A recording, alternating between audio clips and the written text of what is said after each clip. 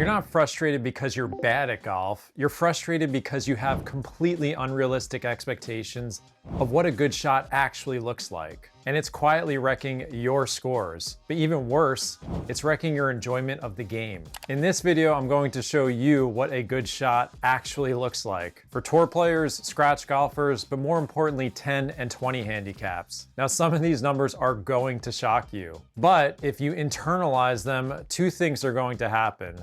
Number one, you're gonna stop beating yourself up for shots that were actually good. And number two, you're going to make better decisions that will lower your scores. Now, right now, most of you are thinking that a good shot from about 125 yards should be inside of 10 feet, or that a good wedge shot from around the green should finish about 3 feet from the hole. Those expectations aren't just wrong, they are damaging. They lead to anger, and they also lead to really bad strategic decisions. I know this because I was that golfer for close to 20 years. Nothing was ever good enough for me, and I suffered greatly for it. But once you understand what a good shot actually looks like, it feels like a wave of relief, and you start to see the game in a completely different light. So let's start with approach shots from the fairway. Now, that's an important distinction I want to make because everything I'm about to show you is going to be from a good lie. I'm going to define what a good shot is for tour players and plenty of other handicap levels, and that's really a shot that would slightly gain strokes, or in other words, be considered above average. And the data is taken from various shot tracking companies like Arccos and ShotScope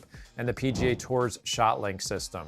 Okay, so from 100 yards in the fairway, a good shot for a PGA Tour player is gonna be about 14 feet from the pin. And for a scratch golfer, that goes to 25 feet, which I know is going to be really hard for a lot of you to believe. More importantly, for a 10 handicap, a good shot goes to 45 feet from the pin, and a 20 handicap is going to be around 70 feet. Now, if I polled all of you beforehand and asked you to guess what these distances were, I'm going to guess that they will be far, far closer than what I just described. So hopefully that shows you from these green light distances where a lot of golfers want to fire at the pin from 100 yards in the fairway, and then they get angry at themselves when they have a putt 30 feet from the hole on the green. Just know that that 30-foot shot on the green is a good shot for your skill level. Now, things get even more ridiculous when you go back to about 150 yards, which for many of you could be a 6, 7, or 8 iron. Now, a good shot for a PGA Tour player from 150 yards is going to be about 20 feet from the pin, and the scratch golfer moves to 42 feet. The 10 handicap is 70 feet, and the 20 handicap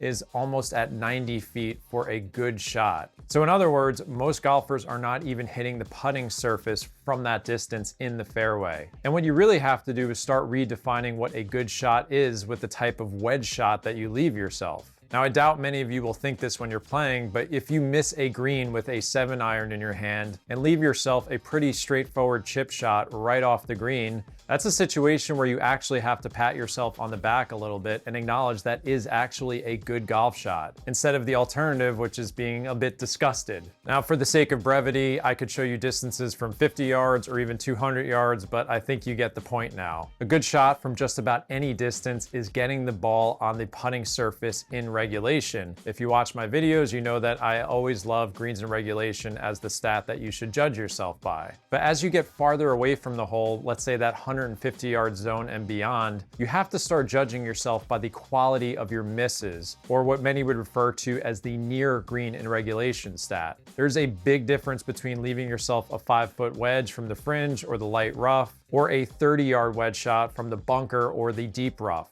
So start to recognize this when you're playing, and more importantly, keep track of it. And the overall point that hopefully this shows all of you is that chasing pins and trying to land the ball in a tight spot around the green is not going to pay off. Nobody has the ability to land the ball within 5 to 10 feet on average, not even the best players in the world, which is why having a more conservative strategy on approach shots usually pays off. Now let's move on to tee shots and what a good shot looks like there. Now, if I asked most of you what's a good shot off the tee, you would just say it's hitting the fairway. But that measurement alone isn't enough information, and here's why. So if you're looking at fairways hit percentage by different handicap levels, there is not a massive difference. A typical scratch golfer might be around that 50% range or just above, but there isn't really a massive drop off when you go down the list to about the 10 to 20 handicap level. They usually only hit about 1 to 3 fewer fairways per round, so it's not this massive difference. However, However, if you started looking at the distance off the tee, then you see the large discrepancy. Better golfers typically hit the ball farther off the tee. I know that's shocking information, but a scratch golfer has about a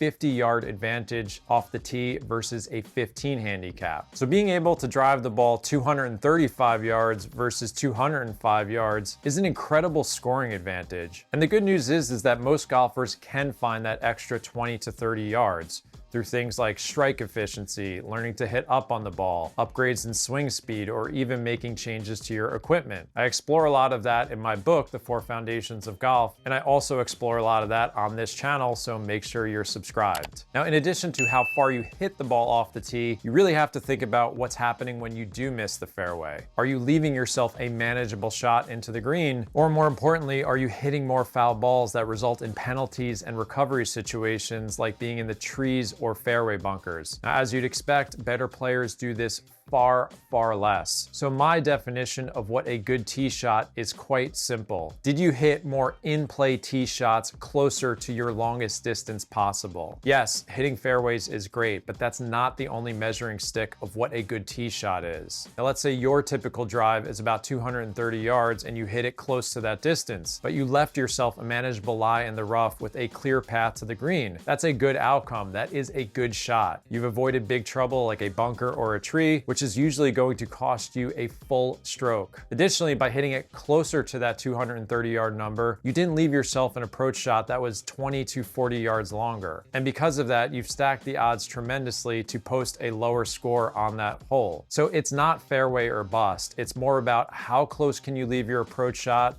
with a clear path to the green. That gives you a better opportunity to get that green in regulation, or more importantly, leave yourself that manageable close wedge shot around the green. Of course, this has to be adjusted to the type of course you're playing, and there's a little more nuance here than what I've discussed, but this is the basic template for scoring better off the tee and how you should track your stats and judge your success off the tee. We're not necessarily optimizing for more fairways all the times. Instead, we are judging ourselves by distance and, more importantly, how often we're in play. So when you review your rounds, or hopefully you're making your strategic plan, this should be more of your focus. Before I get into wedge play, I want to tell you about the sponsor of this video, WhyGolf. One thing that I know holds a lot of swings back is a faulty wrist position. And the frustrating part is you usually don't even know you're doing it. This is one of the most important parts of controlling the club face at impact, which I believe is the #1 skill for taking your ball striking to the next level. That's why I love the Wrist-X from WhyGolf as a practice companion. It's the only wrist trainer with an adjustable click, so that the moment something breaks down, you're going to hear about it immediately. You are getting instant feedback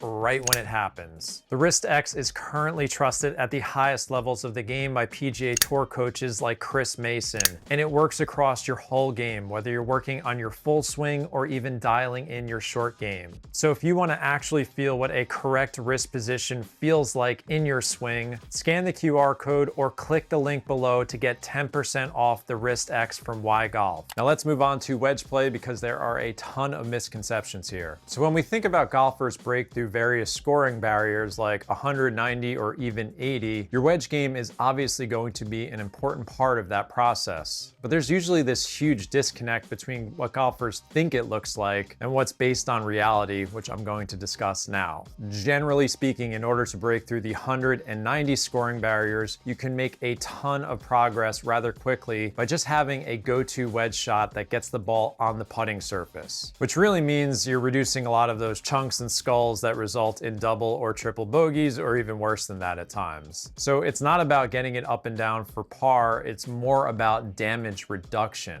And this is definitely worth a good amount of your practice time. But eventually, a lot of players are going to hit a wall with their wedges. You have to think about your short game like an insurance policy. It's there to help you when your tee shots and approach shots aren't as sharp, but it simply can't save you all the time. And if you put way too much pressure on it, there's a limit to how many shots it can actually actually save you. I often hear tour players and elite amateurs tell regular golfers that they should spend a disproportionate amount of practice time on their short game. And I always find it kind of funny and a half-truth because all of those players already have elite long games and they just kind of gloss over that. If you look at the data from tour players down to beginner golfers, roughly 2/3 of the scoring difference can be explained by the tee game and the approach game. And the remaining third is determined by your wedges and putter. This was one of the great takeaways from Mark Brody's book, Every Shot Counts. So all of those great golfers that are telling you and everyone else to work harder on their wedges are kind of ignoring the fact that the reason they're so great in the first place is because they hit it fairly far off the tee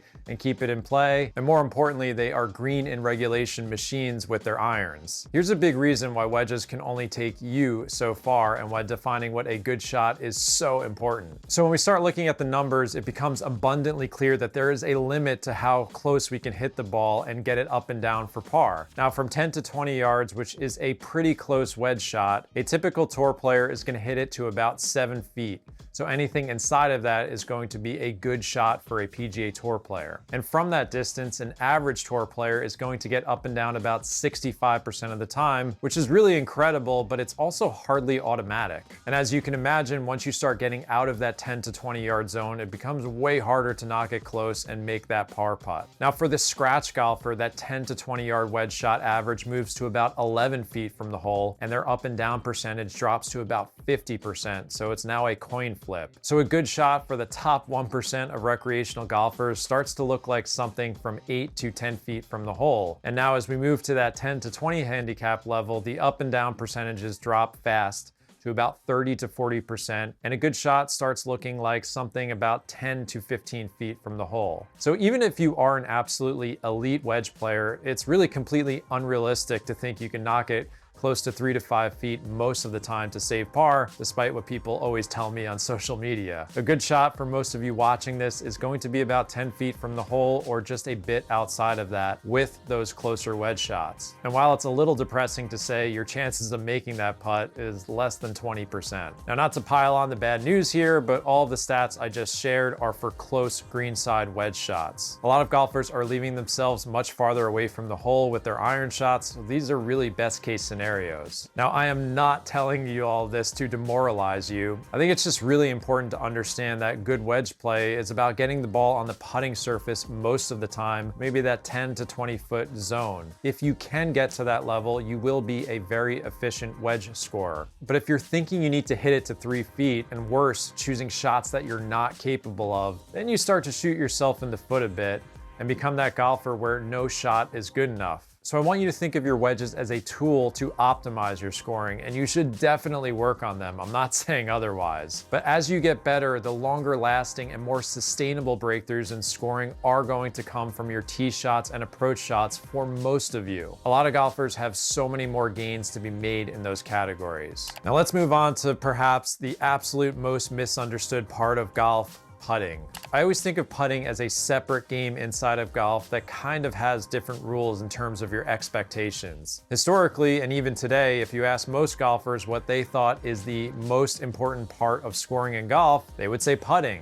You use your putter over 30 times around, and unfortunately sometimes more than 40 times around. Therefore, it must be the most important part of golf. But statistically, it's really only worth about 15% of your scores, according to Mark Brody's research that has been verified over and over again. Why is that? Well, it's so hard to make more putts that it has a far lower separation value compared to your irons or your driver. For example, if I had a putting contest between a tour player and a 15 handicap outside of about 15 feet, you wouldn't really see a stark difference if you were watching them. Both players would mostly two putt most of the time if you were randomizing targets. Yes, the tour player would make some more one putts and the 15 handicap might three putt a few more times. But let's say I had those same two players hit drivers or approach shots from 180 yards in the fairway. Then you would start seeing a world of difference between their playing ability. The tour player would be striping 320-yard drives, 100 yards past the 15 handicap. And they'd also be hitting these towering iron shots that would be on the green quite often, versus the 15 handicap, who would probably hit the green less than 10 to 20% of the time and have a mixture of nasty shots that finished really far away from the green. So you really have to think about scoring in golf in areas where you can have a meaningful separation in outcomes. That is the key. Yes, you might be using your putter 36 times in a lot of your rounds. Now, how many of those putts were from about 2 to 3 feet?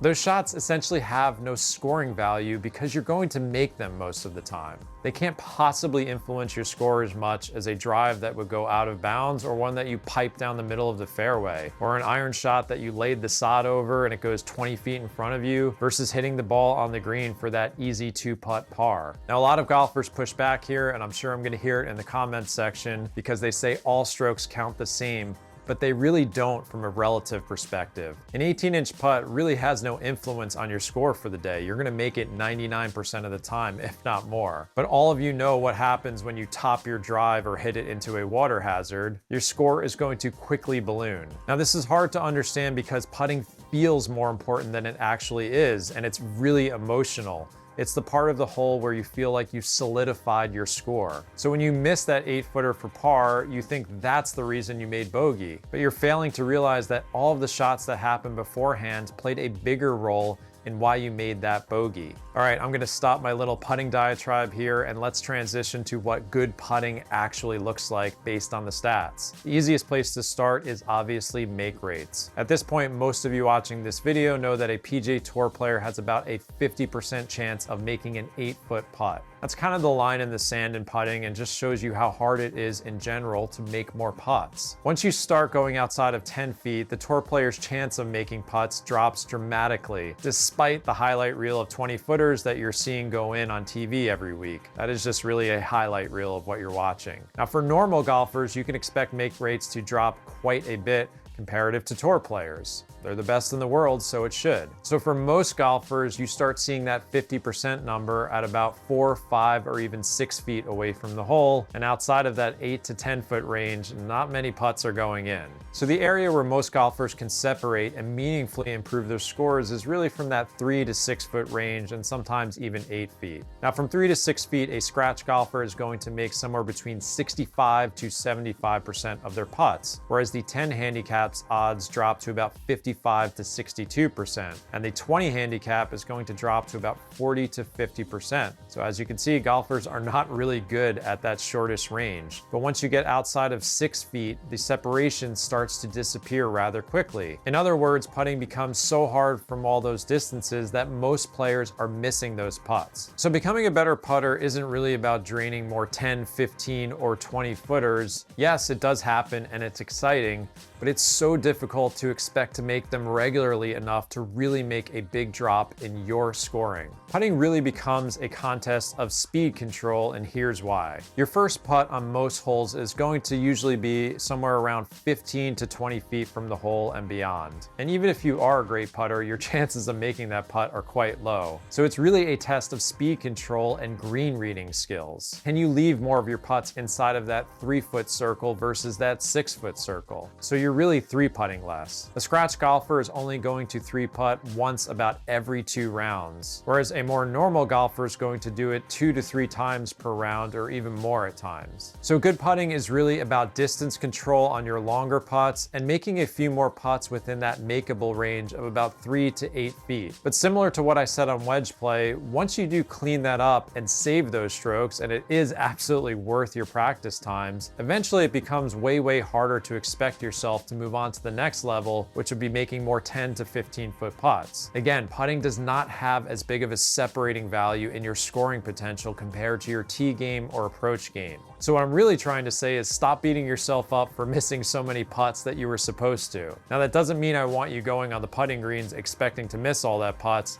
It's more about your reaction and managing your expectations. And also taking a look at all of the shots that happened before you got to the putting green that actually contributed more to your scoring. Those are going to be the biggest answers for your scoring breakthroughs and your eventual handicap potential. So the whole point of this video was to give you some perspective on how scoring works in golf. A lot of you think that you need your absolute best game and your best shots to shoot your lowest scores. And because of that unrealistic fantasy, it holds you back from a scoring perspective, and as I said earlier, it wrecks your enjoyment of the game. If you can step on the course with more reasonable expectations of what good shots actually look like, and more importantly, use that information to make better decisions, I promise you that you can take your game to the next level. But more importantly, have way more fun doing it and place less of a burden on yourself when you're playing. So if you enjoyed this video and want more help from your game, it was just one chapter from my best-selling book, The 4 Foundations of Golf. There are 48 more chapters in this quite long book that can help you with expectation management, strategy, practice,